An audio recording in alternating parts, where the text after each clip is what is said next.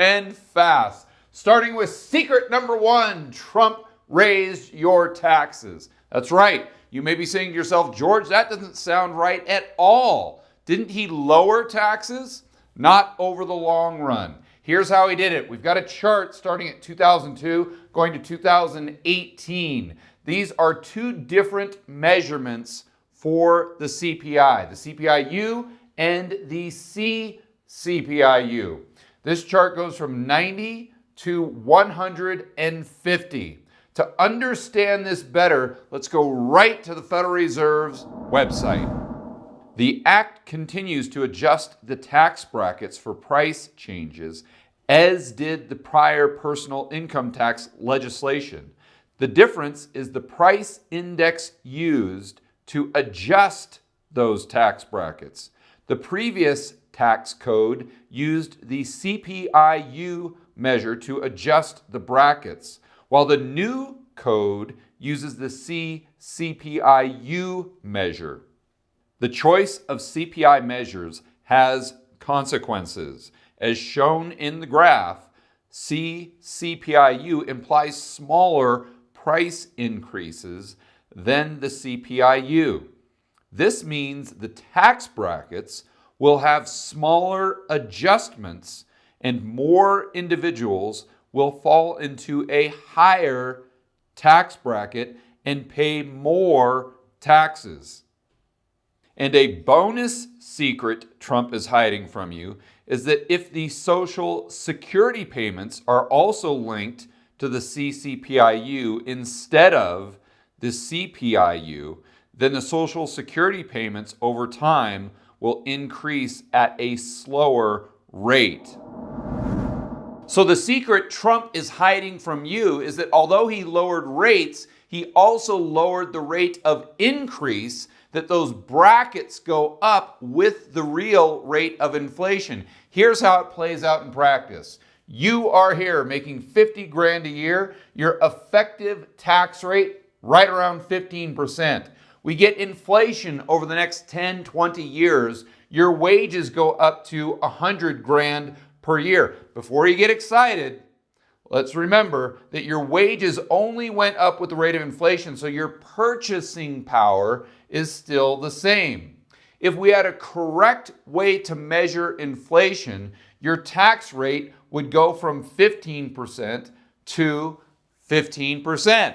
Why? Because you really didn't get a wage increase. Your wages just went up with the rate of inflation. Here's how that looks drawn a different way. Wages go from 50 to 100 just due to inflation. Your tax rate goes from 15 to 15, as it should, because you have no more purchasing power.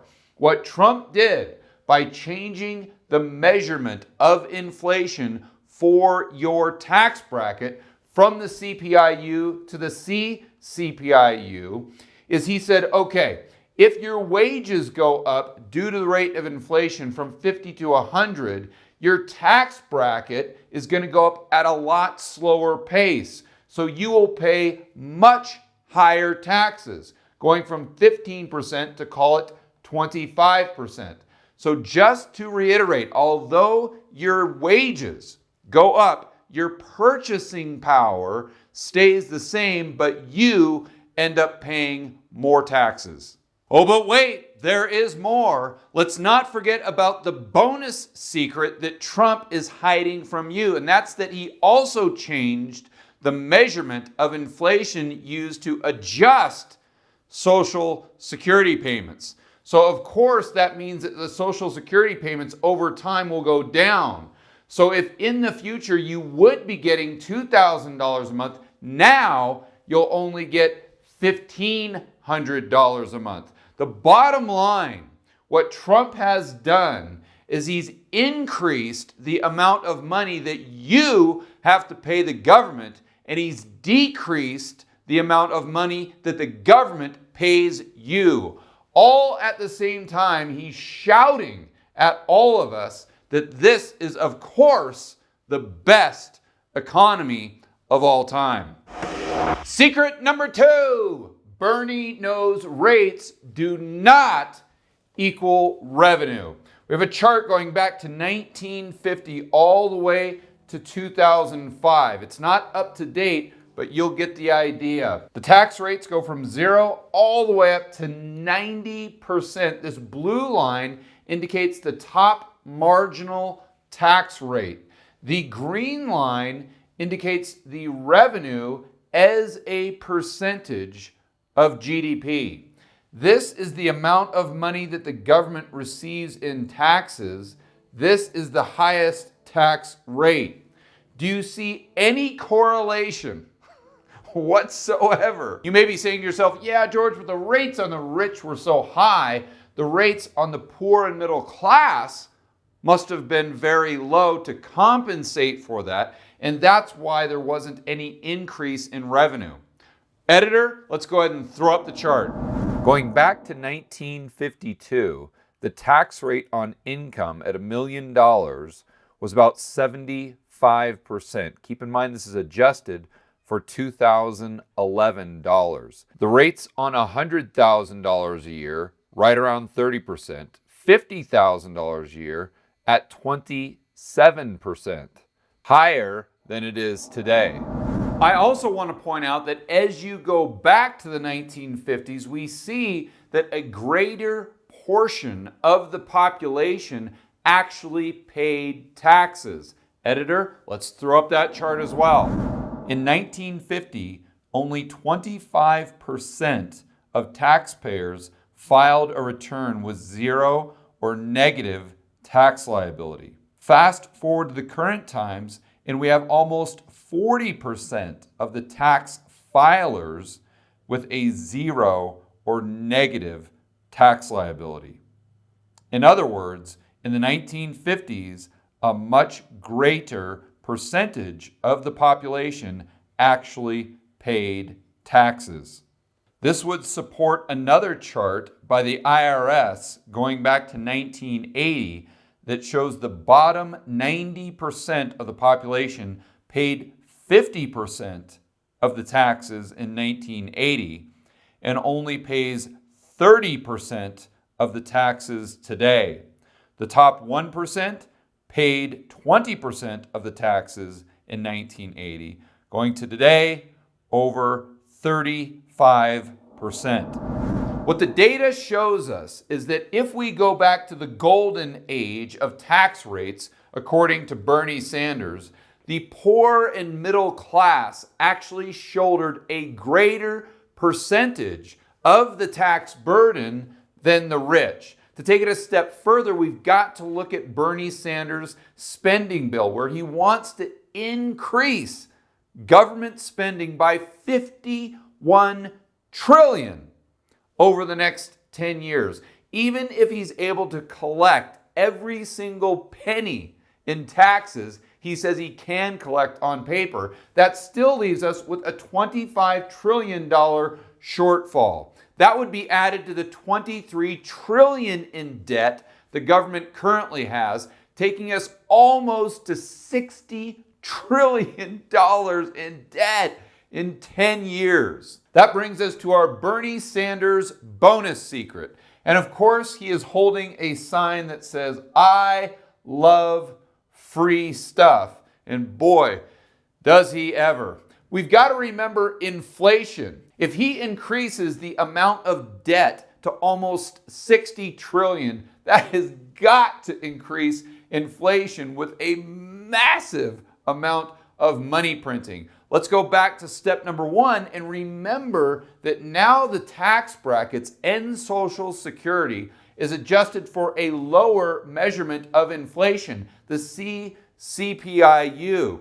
So if Bernie spends like a drunken sailor, which is what he's promising, that creates an epic amount of inflation, which actually increases your taxes even further and lowers the amount of Social Security payments that are going to you. It's almost like Sanders and Trump are tag teaming you into submission. I want to point out another secret that they are not telling you. And this time, that they is a person by the name of Paul Krugman. He goes on and on and on about how great and amazing the 50s and the 60s were for the poor and the middle class. Their standard of living increased dramatically. And he says that's due to the high tax rates that were on the rich. And these high tax rates brought in so much tax revenue to the government that they could redistribute and spend on the poor and middle class, that increased their standard of living. Well, how does that work out if the amount of tax revenue generated in the 50s and 60s was the exact same as Krugman's least favorite decade, the 1980s? If there was no increase in the amount of tax revenue collected, it totally defeats Krugman's argument that the 1950s and 60s were somehow better for the poor and middle class because A, the rates on the rich were a lot higher, or B, because the poor and middle class paid less in tax. We know the opposite was most likely true. What it really boils down to is there's just not enough rich people in the United States or in the world to tax enough to move the needle at all. You've got to increase the tax base, not necessarily the tax rates, if you want to increase revenues. Also, the rich and the wealthy have so many resources at their disposal that if you tried to jack rates this high or do whatever Bernie is proposing, at the end of the day, it just won't work because they won't pay it. Now, whether that's wrong or right, whether we like it or not, that is just reality.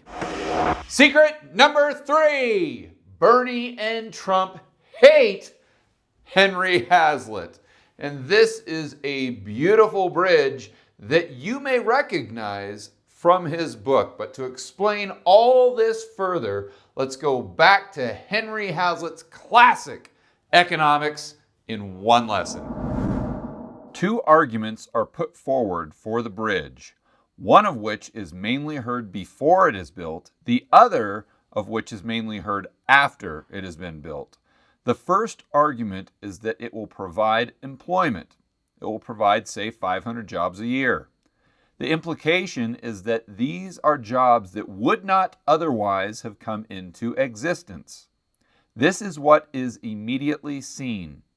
But if we have trained ourselves to look beyond immediate to secondary consequences and beyond those who are directly benefited by the government project to others who are indirectly affected, a different picture presents itself. It is true that a particular group of bridge workers may receive more employment than otherwise. But the bridge has to be paid for out of taxes. For every dollar that is spent on the bridge, a dollar will be taken away from taxpayers. And I'd like to point out in the form of direct taxation or future inflation. If the bridge costs $1 million, the taxpayers will lose $1 million. They will have that much taken away from them, which they would otherwise have spent on things they needed most. Therefore, for every public job created by the bridge project, a private job has been destroyed somewhere else. But then we come to the second argument. The bridge exists. It is, let's suppose, a beautiful and not an ugly bridge. It has come into being through the magic of government spending. Where would it have been if the obstructionists and the reactionaries had their way? There would have been no bridge. The country would have been that much poorer. But if they have taught themselves to look for indirect as well as direct consequences, they can once more see in the eye of imagination the possibilities that have never been allowed to come into existence. They can see the unbuilt homes, the unmade cars and radios, the unmade dresses and coats, perhaps the unsold and ungrown food. To see these uncreated things requires a kind of imagination that not many people have. So the government takes money out of the private sector to spend on this beautiful bridge. It hires workers. This is all what is seen. But what we don't think about as a population is what is unseen. What unknown project wasn't built? What unknown workers are now unemployed as a result of those resources coming out of the private sector? And the rebuttal is always the same. Well, if we tax the rich, it doesn't matter because that money is just sitting in their bank account doing nothing, or they're just standing on a pile of money at all times that really doesn't go into the economy, creating more unknown projects and employing more unknown workers. But this is just completely false. Rich people don't stuff all their money under their mattress, and they rarely keep it at their bank. What do they do with it? They generally invest. And when they invest, we get more companies like Tesla, Uber, Apple, and Google. And if you don't believe me, let's think about it this way. We all know that the Fed's quantitative easing boosts asset prices. And as a result, we have more wealth inequality today than we did prior to quantitative easing. Well, if we know this is true, how would we have more wealth inequality if all the rich people didn't invest their money and just stuffed it under their mattress? We wouldn't. If all these people kept their money in the bank, their shares and assets would not have gone up. With quantitative easing, we wouldn't have as much wealth inequality. And don't get me wrong. I am not saying that we should or shouldn't have this bridge or universal health care or student debt forgiveness. What I am saying is that we have to make the correct decision. And the decision isn't whether or not we want the beautiful bridge or we want rich people standing on piles of money.